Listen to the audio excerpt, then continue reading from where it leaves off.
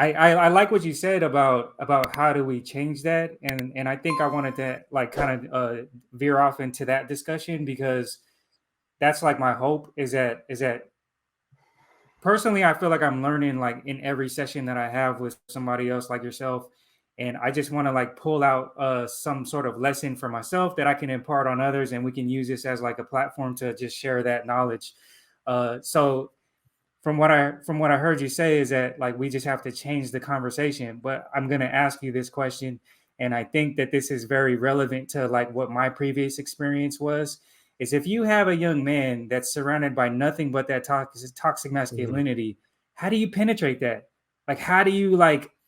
I feel like because I know a lot of young me's, like I know like so many young me's, like within my own family, within friends of family. Like I know a lot of guys that are in that world that's all they see. And the second I step into that equation, like I'm the oddball. You understand what I'm saying? Like I'm the Oh, weird one. 100%. Yeah. Yeah, I fully get it. That's a great question, Tim. How do you penetrate that? Well, I think you're doing it first and foremost by starting this platform. I think that is brilliant, right? So when dudes go looking for alternatives or they go looking for answers, or they just might chance across something like this, Right. that's a great starting point.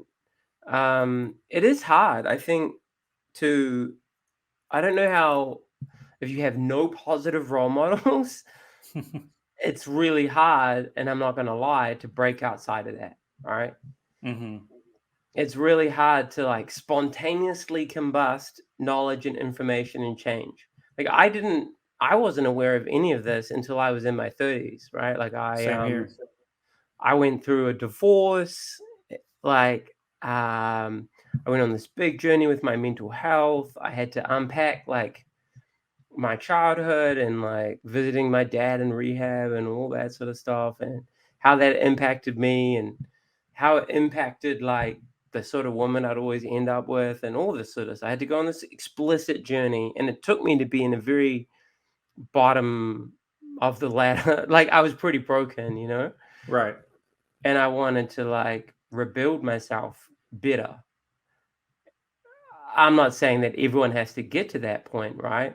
But for many of us who are older, I think that's the starting point.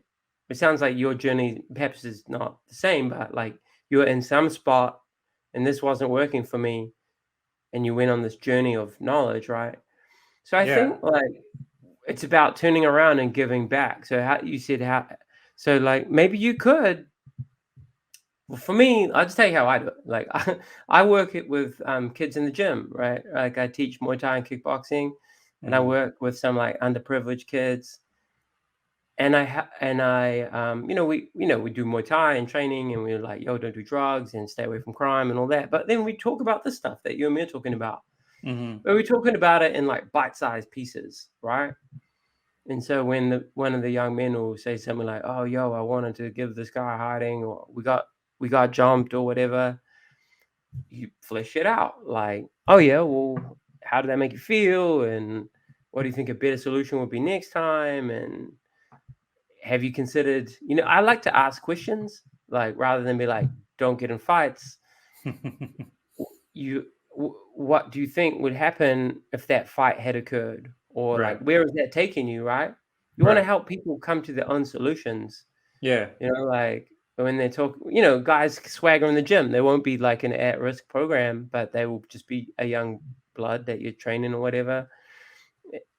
And by young blood, I don't mean like gang. I mean, like, I forget that the Yeah. LA Yeah. context is different. I mean like a young person, young, like young bloods. Like a young man. Yeah, I get it's you. not a gang thing. Sorry, it's a turn of phrase. Um, a young person, young man would come in like, oh, talking about girls in a kind of toxic way, traditional way. Oh, Mm-hmm. yo, man, how do you think your sister would feel, bro? Like if she heard you talking like that, or someone was talking about your mother like that, or we shouldn't have to use connection with a man to humanize women, but it's a good starting point, I think, for dudes Mm-hmm. who don't have these chats. I think there is a space for outreach, like I Definitely. also go to schools. I don't know, like I think in America there's a pretty good organization called A Call to Men who do go into different schools and different settings and have these sorts of conversations, and it's about finding the right voice for the right group. Like how I talk doesn't fit with everyone. How you talk might not fit with this audience, but like Right. steering people towards different audiences, I think is important. I like what you just said about asking questions. I think that that has been another thing that I've learned having these sessions is because I had another guest who was a boxing trainer, and he was telling me a story about how similar to what you're saying about how he had a young blood, a young guy that was training with him, and he said that the way that he got him to train was he asked him how his day was. He said the young guy would come into, he would cross his path or whatever, and he would say, "Hey man, how's your day going?" And he said after a while, he said it didn't turn into anything right away, but he said that after a while, he said the guy started realizing that the guy that I had on really cared about him, and so he started Mm. opening up. And he said that after he started opening up, he said that's when he started teaching him and showing him how to channel all these like inner struggles that the kid was going through that he didn't know how to articulate. He started channeling it into the training. And I can't for the life of me like give you and other people like yourselves like enough flowers, because I feel like that in itself is so transformative, because there's individuals like myself that have been through so much drama and so much trauma in my life that um, I wish I had something like that to help me, find that form of therapy, because I feel like it's a therapeutic outlet. My therapeutic outlet turned into hip hop. Like I ended up, doing Oh, cool. music and writing, and like I was telling my story, and it ended up being my vent. But for somebody that doesn't have that kind of like inclination or whatever, or that desire, or that passion, for them to have that other outlet, man, like for a young man to be able to figure that part out about themselves, like to tame that tiger, I feel like it's huge. It's so I agree, huge. man. Yeah, I wish we did a better job of giving those pathways to young men, Yeah, I don't think we do. I think young men need mentors I because totally agree. so many young men don't have dads, or that I Yeah, mean, they've got fathers, but they don't have dads, you know what I mean? right, right. And and so what do they look for? They look for like, all right, well, where do I get my ideas from? And a lot of the ideas in our culture are bad, Hmm. I think about my friends who've got into crime and criminality over the years. A lot of them were just trying to fit in, really, or they're trying to like hide their pain by putting on that mask of manhood that we've been talking about today. But then they do it to like the utmost degree, and they kill someone, or they rob a bank with a firearm or whatever the shit. Yeah, And maybe if they had like a loving mentor to ask them how their day was, as you say, over years, that's gonna like count, it's gonna count. And I don't think we do a good job of that. I I agree. don't, and yeah, My hope is that this platform can somewhat inspire other men to take up the challenge, or to just change their own internal dialogue to possibly reflect on the things that we're saying, so that these conversations can change. Because like I know for my own like immediate community that I grew up in, this does not exist. It just doesn't exist. And I the only way that I would ever have been able to have something like this is, I ended up working at a at-risk youth counseling center, like later on in my adolescence. I was about 14, 15 years old. I volunteered there. My mom made me volunteer for a summer, and I ended up like really being latched onto by the people that worked there, because they saw the need. And I had like older women, older males like start investing in me and pouring that kind of love and that attention into me. And it's things like that that like just it's so vital to change your outlook and change how you feel about yourself, so that you can like let go of that mask, and you can let go of all those negative emotions. Because I'm what you described. I am what you just described. I was putting up my mask because I was trying to hide and I was trying to act like everything was all good. I didn't want anybody to know about what I was going through. I wanted everybody to think that I was this cool, macho, fly young kid that could do anything, that didn't care, that, like the typical, like all the things that you just described. But the second people started investing in me and started, making me feel like I was worth something more than just that, I felt it. My transformation took place over, 10, 15 year span. Mm. So, and I feel like I'm still breaking some of those pieces of trauma that are still lingering inside me, but yeah, man, that's my hope, dude. Like, that's my hope. That's why Yeah, I'm, well, you're doing it, you know? yeah, Yeah, you're planting seeds. Like every young man who listens to this, or every mother of a young man, or every father of a young man who listens to your platform, they'll take something away, man. Like I can tell, I can feel your energy. Like you're doing it for all the right reasons, and yeah, you're curious, and you're down to share knowledge, and you're giving back. And I think that's what a lot of powerful change makers do. It sounds corny, but they take the coal life is giving them and they turn it into diamonds, right? mm-hmm, And that's the best we can do, right? So if you talked about these women in the youth camp who helped you out, you can go back to your community. I don't know, maybe you could start a charity, or you could run a program, or you could disseminate your podcast to people. Yo, what's up, man? I thought you might like 5 minutes of this, man. Or like all of that stuff counts, man. Like, I see a couple of different therapists to talk about life, to talk about my own shit, to like figure out me and then the issues that we grapple with. And I had a really mm-hmm, good session today with this cat, Graham, cool older guy. And he said that so much of the noise and the heat that we see online is actually kind of pointless. If we start with changing ourselves, then that's where real change is happening, right? mm-hmm, So I feel you asked me like, how do you get people doing this? We'll start with yourself. Anyone listening to this, start with yourself. So often we're like, you need to do this, change this, and some slogan, and like, you did this wrong, and you said this bad thing, and like your problem, and it's like, yo, man, that's a lot of heat, but like not a lot of light. You know what I mean? Like if we yeah, start with yeah, ourselves and do what you're doing very tangibly right now, and talk about that journey of change and healing and better understandings. You have a son, man. Like the most like righteous thing you can do is raise your kids right, your son and your daughter. I yeah, work with women who've come out of prison every week in the gym. None of them had a good dad. Like their dads were like really damaged people who hurt their mothers, who weren't there, who abused them as kids, who abused their mothers as kids, drugs, all of that. yeah, Those women would go on to always find partners who were basically their dads, like a recreation of that. Men mm-hmm, who would be abusive, men who would use and abuse them and throw them away, right? Those men are recreating their trauma and their programming. These women are recreating their trauma and their programming. You're raising your daughter right, raising your son right.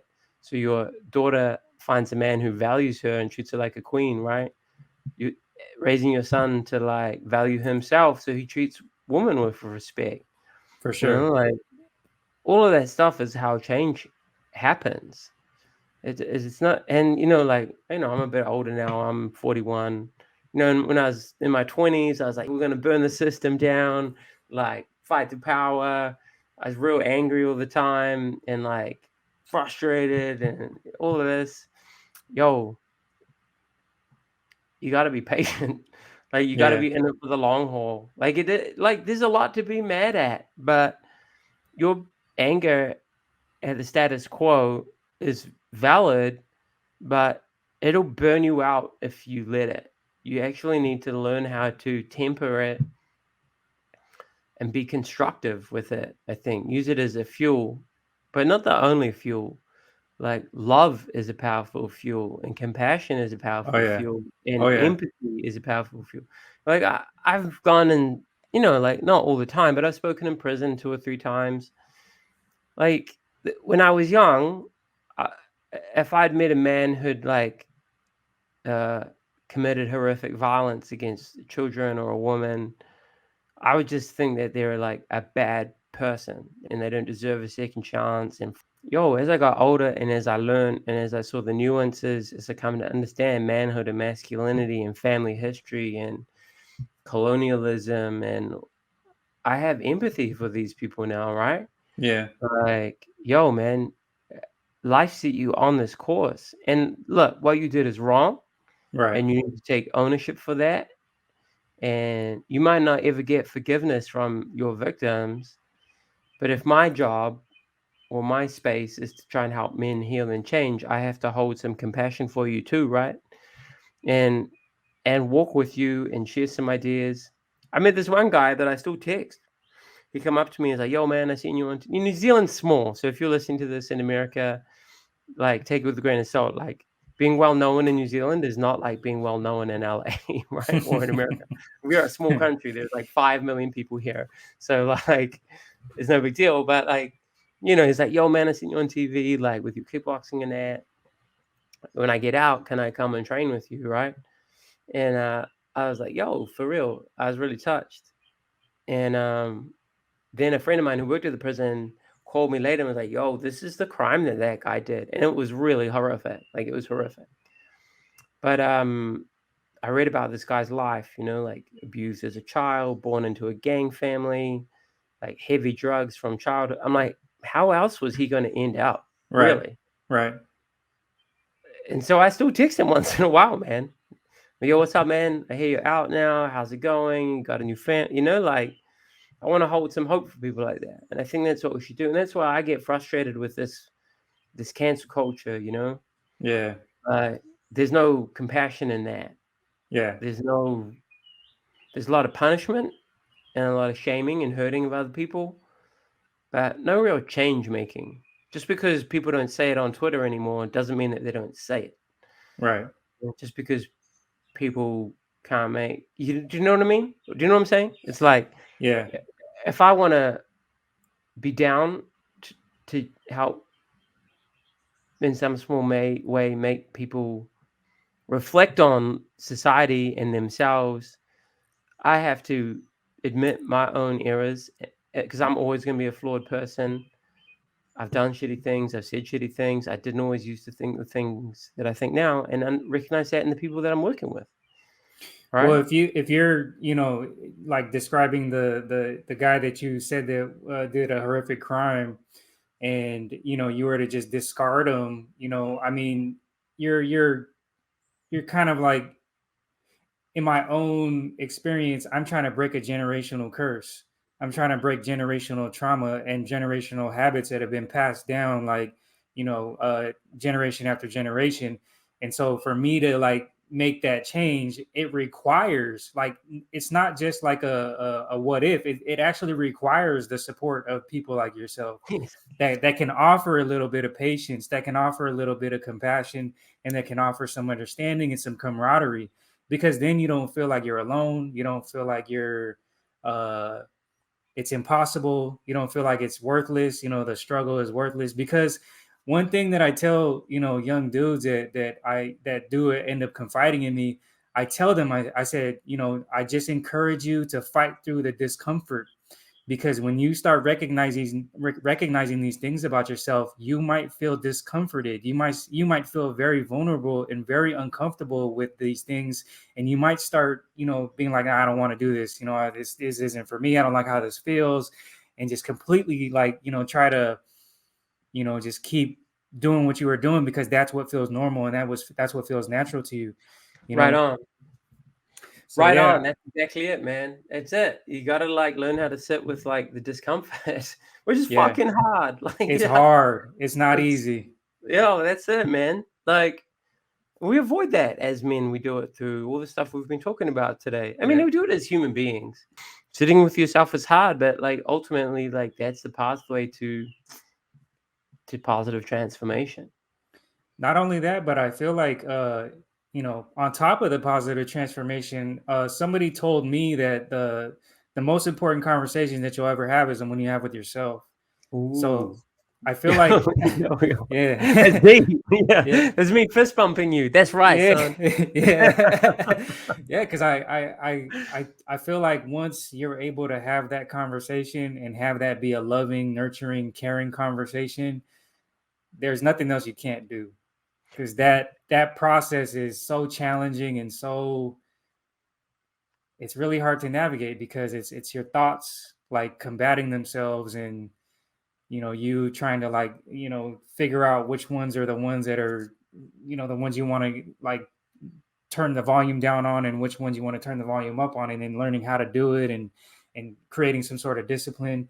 I mean, it's mind bending because I mean, for me, I can't speak for anybody else, but for me, like I had moments where I thought I was going crazy. I was like, dude, I'm nuts.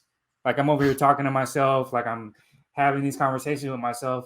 But the more I ended up having that conversation about me having these conversations with myself with other people that are going through the same things, I started realizing like, no, it's not. I'm not crazy. Like it's just people figuring this part out about themselves. I think that ties back into what we're talking about when we're talking about like that box of expected masculinity, right? Like that Yes. image of the real man. We all think everyone else is a real man and we try real hard to fit into it, but we're kind of all pretending, right? I Yeah. think that's the same thing with, am I crazy? I actually think we're all crazy, Yeah. but we're all like nuts.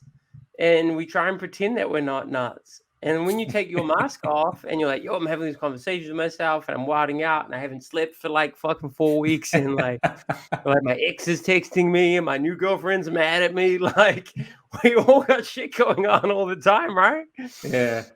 And there's actually power and healing in acknowledging that we all have like weird idiosyncrasies.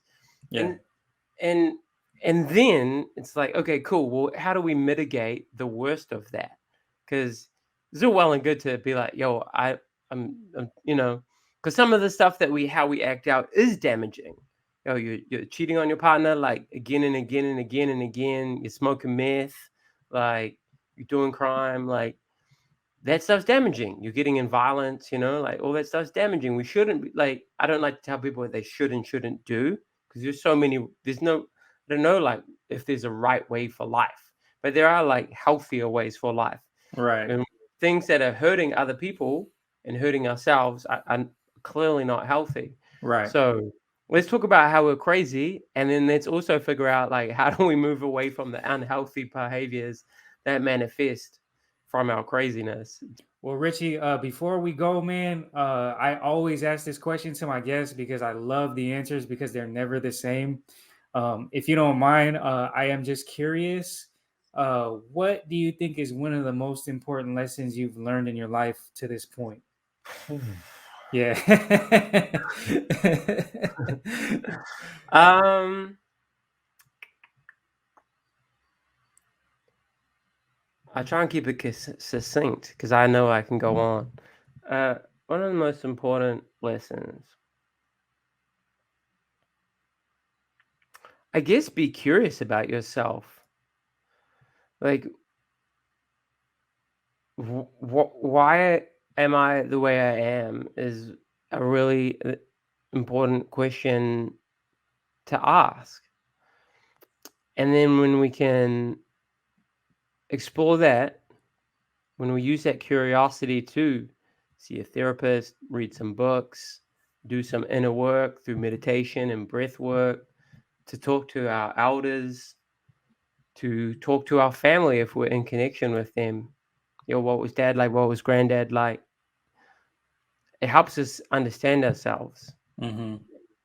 And when we can start seeing ourselves objectively, a lot of our actions stop being so subconsciously driven, Hmm.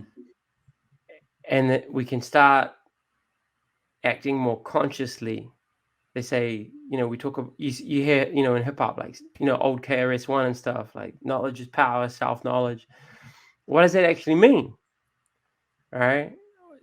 For me, it's been looking at, yo, my dad's an alcoholic with depression. My grandfather had was an alcoholic. My great grandfather came back from the First World War with PTSD. My great grandmother on the other side was put in a mental institute. True story. I just learned that last year. Oh, wow. Yeah. And I'm like, oh, no wonder that that I've had some dark moments in my life, right? I'm not mentally ill. I'm not on medication or anything but I didn't always know how to deal with life, Mm-hmm. you know? And it took this explicit journey and this curiosity for myself to unpack all of that so the rest of my life can be better than the first half of my life. Don't get me wrong, I'm grateful for my existence, Mm-hmm. but I guess I've carried psychic pain and I've hurt other people emotionally at times through acting unconsciously. And now I have enough self-knowledge I can act consciously. And then I use all of this to try to do what you're doing, Tim, and help other people, or some big famous dude like that, but I try to help where I can. And I think that's the best any of us can do. And it all stemmed from some curiosity of myself. It's amazing, man. Awesome information. I can't thank you enough, Richie, for sharing all this information, sharing all this insight, sharing your wisdom and your experience, and just kind of giving me a little bit of, not a little bit, but a lot of inspiration and a lot of, just motivation to continue on my own path of transformation and just trying to make my own change in my own world. So, thank you very much for coming on Grown Man Sessions, brother. I really do appreciate it. And yeah, I just can't thank you enough. Yo, thank you, man. Like I'm just on the same journey, man. Like we're all on the same. I don't have it all figured out by any stretch of the imagination. So I really appreciate the conversation, man. Like I'll percolate on it and I'll learn from you as well, bro. So really appreciate the chance to talk with you. It's been really nice. Thanks, Richie. Before we go, can you tell people where they can find you or any of the stuff that you're working on? I'm just on Instagram at Richie Hardcore, and I got like a public Facebook page. I know Facebook page is for like boomers, but whatever. I like it. Um, uh, I have a YouTube channel which is pretty small, but I run some really nice interviews like yourself. I talk to people from all around the place about different things. Just under my name, Richie Hardcore. I got this little series going on which I enjoy. Got a website, richiehardcore.com, which is in the process of being updated. So go look at it in like 2 or 3 weeks because it'll be real cool. And right now it's a bit out of date. But hit me up, man. Like if anyone ever messages me, I always try my best to message back. And yeah, if I can be of help, I will be of help. If you follow Grown Man Sessions, you would, do yourself a favor by following Richie Hardcore because, I'm inspired by what he posts. So I guarantee you would too. I always end the interviews by saying one person can change the world, but it's one person at a time, and that one person is you. Until next time, we hope you guys have a great rest of your day. Please make sure you hit the like and subscribe button. Leave us a comment. Would love to know what you guys are thinking of what we're doing. And yeah, send all my brothers out there nothing but love. Hope you guys are being nice to yourselves and being kind to yourselves and giving yourselves some grace because you deserve it.